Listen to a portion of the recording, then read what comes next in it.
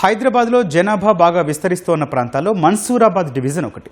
ఒకప్పుడు నగర శివారుగా ఉన్న ఈ ప్రాంతం ఇప్పుడు పూర్తి స్థాయి నివాస ప్రాంతంగా రూపుదిద్దుకుంది.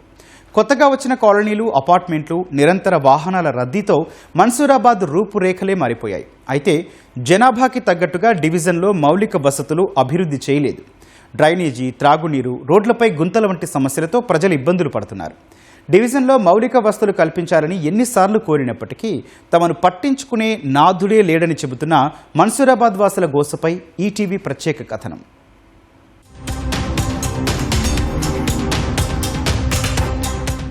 ఎల్బీ నగర్ పరిధిలో మన్సూరాబాద్ డివిజన్లో జనాభా గణనీయంగా పెరుగుతోంది. కొత్తగా అనేక కాలనీలు, అపార్ట్మెంట్లు, వాణిజ్య సముదాయాలు వెలిశాయి. పగలు, రాత్రి అనే తేడా లేకుండా రోడ్లపై వాహనాల రద్దీ బాగా పెరిగింది. మరి ఈ జనాభాకి తగ్గట్టుగా మన్సూరాబాద్లో మౌలిక వసతులు ఉన్నాయా అంటే లేవనే చెప్పాలి.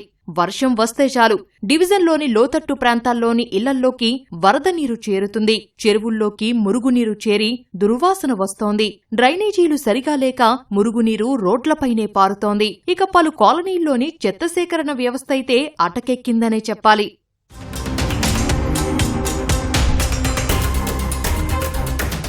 వర్షాకాలంలో డ్రైనేజీలు పొంగి ఇబ్బందులు పడుతున్నామని డివిజన్ వాసులు చెబుతున్నారు. ఫలితంగా చాలా మంది రోగాల పాలవుతున్నామని వాపోయారు. అధికారులకు ఎన్నిసార్లు విన్నవించుకున్నా వారిలో చలనం లేదని ఆక్షేపించారు.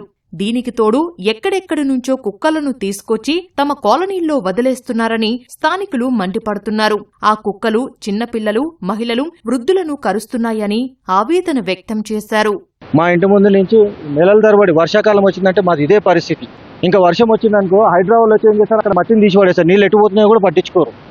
గత 5 రోజుల నుంచి మున్సిపాలిటీ వాళ్ళకి వీడియోలు పెడుతున్నా, ఫోన్లు చేస్తున్నా, కానీ పట్టించుకోలేరు. ఇప్పుడు ఎంబడి పోయి తీసుకొస్తే 2 మనుషులను తీసుకొచ్చి ఇప్పుడు చేపిస్తారు. ఇక్కడ మాకు ఎల్లకాలం ప్రతి వర్షాకాలం వచ్చిందంటే మాకు ఇదే ప్రాబ్లం. ఎందుకంటే మేమున్న లోతట్టు ప్రాంతం లెక్క డౌన్లో ఉంటాము. ఇదేమో హైట్ ఉండేసరికి వర్షం పడడం వల్ల ఏమైతుందంటే వాటర్ అంతా మా సైడ్ తన్నుకొచ్చి ఇక్కడ నిండిపోయింది చూడండి ఇళ్ళకి. లేనిపోయిన రోగాలతోనే, నొప్పులతోనే నడిపించుకుంటూ పోతున్నాం. ఏంటంటే గ్రేటర్ హైదరాబాద్లో ఉంటాం, మళ్ళీ ట్యాక్సులు కట్టించుకుంటాం, లక్షలు కట్టుకుంటున్నాం. మా కాలనీలో మధురా నగరు, సరస్వతి నగరు, భవానీ నగరు, ఇటు నుంచి పోతే చింతలకొండ పోతాము. ఈ ఏరియాలో కుక్కల బెడద విపరీతంగా ఉన్నది. ఎక్కడెక్కడ నుంచో తీసుకొచ్చిన కుక్కలను సర్జరీ చేసి తీసుకొచ్చి ఇక్కడ అన్ని వదిలేసిపోతున్నారు. గల్లీకి ఒక 10 ఉన్నాయి. విపరీతమైన కుక్కలు ఉన్నాయి. ఇటు నుంచి దారి వాళ్ళ బండ్ల మీద కానీ, కార్లో వెళ్ళినా కానీ నడుచుకునేలా వాళ్ళ మీద అటాక్ చేయడం జరుగుతుంది. దయచేసి వాటిని అరికట్టడం చేయాలి. మన్సూరాబాదులోని చాలా రోడ్లు గుంతలతో నిండిపోయాయని డివిజన్ వాసులు చెబుతున్నారు. ఆ మార్గాల గుండా ప్రయాణాలు చేస్తే నడుం నొప్పులు వస్తున్నాయని ఆందోళన వ్యక్తం చేశారు. ఆటోనగర్ వంటి కాలనీల నుంచి ప్రభుత్వాలకు ఆదాయం వచ్చినా ఆయా ప్రాంతాల్లో మౌలిక వసతులు కల్పించడం లేదని వాపోతున్నారు. కానీ ఇప్పటి వరకు కూడా ప్రాథమిక సౌకర్యాలైన సీసీ రోడ్లు లేవు, డ్రైనేజీ వ్యవస్థ లేదు, తాగునీటి వ్యవస్థ లేదు. మరి ఇంత పెద్ద ఆటోనగర్ ఇండస్ట్రీ ఏరియాకు కేవలం 2 సులభ కాంప్లెక్స్ మాత్రమే ఉన్నాయి. 1000 మందికి ఉపాధి కల్పించే ఒక ఇండస్ట్రీ ఏరియా ఇది. మరి అట్లే ప్రభుత్వానికి జీఎస్టీ రూపేణా చాలా పెద్ద ఎత్తున ఆదాయం వస్తుంది. రోజు 100 కోట్ల టర్న్ ఓవర్ ఉంటుంది ఇక్కడ. మరి ఇంత పెద్ద ఎత్తున C&F ఏజెంట్లు కానీ, ఆటోమొబైల్ వర్క్ షాప్లు కానీ, గ్యారేజ్లు కానీ చాలా వరకు నడుస్తూ ఉన్నాయి. కానీ 40 సంవత్సరాల నుంచి కూడా ప్రభుత్వాలు ఎప్పుడు కూడా పూర్తిగా దృష్టి పెట్టలేదు.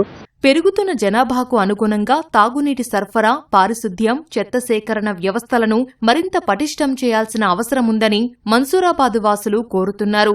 రోడ్ల మరమ్మతులు, వర్షపు నీరు నిలవడం, డ్రైనేజీ సమస్యలకు శాశ్వత పరిష్కారం చూపాలని విజ్ఞప్తి చేస్తున్నారు.